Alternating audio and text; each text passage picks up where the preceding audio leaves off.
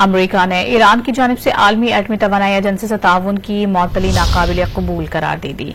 एक बयान में अमरीकी महकमा खारजा ने कहा है कि ईरान आलमी एटमी तवानाई एजेंसी से ताउन फौरी तौर पर बहाल करे।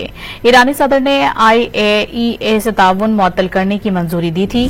ईरानी मीडिया के मुताबिक IAEA से ताउन मुअत्तली का कानून गुज़िश्ता माह ईरानी पार्लियामेंट से मंजूर किया था।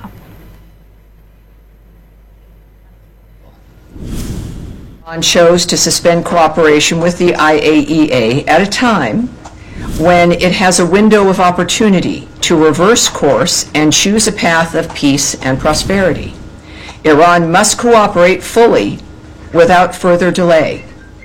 It is worth repeating, as we've made tremendous strides to this through Donald Trump's leadership, Iran cannot and will not have a nuclear weapon.